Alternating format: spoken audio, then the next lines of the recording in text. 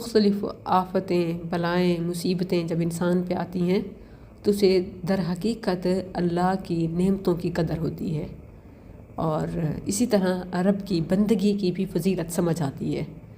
آپ دیکھ لیں جیسے کرونا میں بار بار ہاتھ دھونے سے ہمیں وضو کی اہمیت معلوم ہوئی کہ اخروی تو اخروی، دنیاوی بھی، دینی بھی، دنیاوی بھی، جسمانی بھی، روحانی بھی کس قدر فائدے ہیں۔ بالکل اسی طرح چہرہ ڈھانپنا اور حفظان صحت، خاص طور پر کھانے پینے کی چیزوں میں حلال اور طیب ہوم میڈ کا استعمال، آرگینک، سلیکٹیو، ان سب کی اہمیت معلوم ہو گئی۔ اسی طرح مزید آگے بڑھیں تو نمازوں کے پوسچرز، خاص طور پر سجدہ، یہ لنگز کی تقویت کے لیے، سانس کی بحالی کے لیے، جگر کے لیے، ریڑھ کی ہڈی کے لیے، نظام تنفس، نظام انہضام اور زندگی کا سارا نظام اس کے ساتھ مربوط ملا۔ اب اگر آپ نمازوں کے اوقات پر غور کریں، ایک ڈیفرنٹ اسٹڈی میں نے دیکھی تو میں حیران رہ گئی کہ نہ صرف یہ کہ نماز کا ادا کرنا بلکہ پانچوں نمازوں کے اوقات یہ بہت اہم ہے۔ کبھی آپ نے نمازوں کے اوقات پر غور کیا؟ نہ کیا ہو تو ضرور کیجئے۔ فجر، ظہر، عصر، مغرب، عشاء اور تہجد کے اوقات پر غور کریں تو معلوم ہوگا کہ ان میں سے کوئی وقت بھی ایسا نہیں ہے جو مختلف کئی اعتبارات سے ایک خاص اہمیت نہ رکھتا ہو۔ فجر کا وقت یہ سکون قلب کا ایک خاص وقت ہے۔ نہ صرف رات کو جلد سونا بلکہ الگ صبح اٹھنا بھی یہ نہ صرف ذہنی بلکہ جسمانی نشاط کا سبب ہے، اور حاضر دماغی کا بھی۔ الگ صبح اٹھنے والے جسمانی ذہنی لحاظ سے ایکٹیو، مستعد نظر آتے ہیں۔ پھر یہ وقت پوری کائنات کے لیے ایک بڑے انقلاب کا وقت ہوتا ہے۔ صبح سویرے اٹھنے والے کے لیے ہر چیز ہم قدم ہوتی ہے، آگے بڑھنے کو تیار ہوتی ہے، لیکن لیٹ اٹھنے والے وقت سے ہار جاتے ہیں۔ وقت نکل جاتا ہے اور کوئی بھی کام نہیں ہوا ہوتا، اور پھر سارا دن گلٹ، چڑچڑاپن، افسوس اور کچھ نہیں ہوتا۔ صبح سویرے اٹھنے والے کو ظہر ایک خاص پیغام دیتی ہے، آرام کا وقت دیتی ہے۔ ظہر کا وقت بھی اس اعتبار سے خاص اہمیت رکھتا ہے کہ اس وقت کائنات ایک نیا موڑ مڑتی ہے، حرکت کے بعد سکون، اور سکون کے بعد ایک نئی حرکت کا آغاز ہوتا ہے۔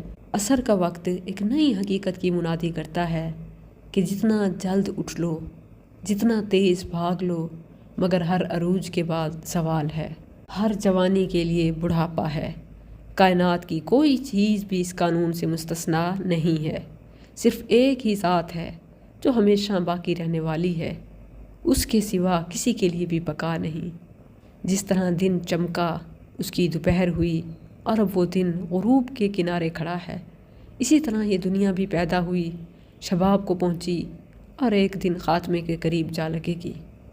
عصر کے وقت یہ خاموش تذکیر بندے کو اس بات پر اکساتی ہے کہ وہ آخرت کو یاد کرے اور توبہ و استغفار کے لیے اپنے رب کے حضور سجدہ ریز ہو جائے۔ مغرب کے وقت زندگی ایک نئے دروازے میں داخل ہوتی ہے۔ یہ دروازہ حیات کے بعد موت اور زندگی کے بعد برزخ کے دروازے سے مشابہ ہے۔ عشاء کا وقت ایک احتساب کا وقت ہے۔ رات کی تاریکی حرکت و عمل کو روک دیتی ہے۔ آدمی ہر چیز سے کنارہ کش ہو کر سکون اور آرام کا طالب ہوتا ہے تاکہ آنے والی منزل کے سفر کے لیے تازہ دم ہو سکے۔ یہ وقت اس بات کے لیے نہایت موزوں ہوتا ہے کہ آدمی بستر پر جانے سے پہلے ایک مرتبہ اپنے رب کے حضور حاضری دے اور آگے کے سفر کے لیے اسی سے مدد مانگے۔ ممکن ہے یہ فرصت آخری فرصت ہی ہو، اور آج کے سونے کے بعد اس کو جاگنا نصیب نہ ہو۔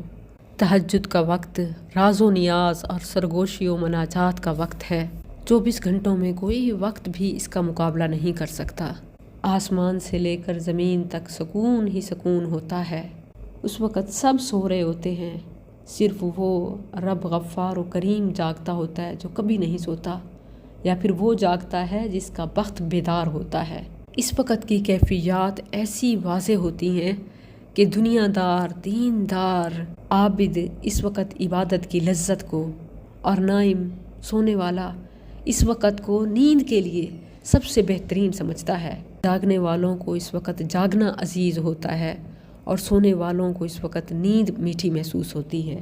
تو نمازوں کے اوقات کو خاص جانیے۔ کامیاب ہونے کے لیے دن بھر کے قیمتی لمحات یہ 5 اوقات ہیں، یہ ایسے ہی نہیں ہیں، یہ فجر، ظہر، مغرب، عشاء اور تہجد کے اوقات ہیں۔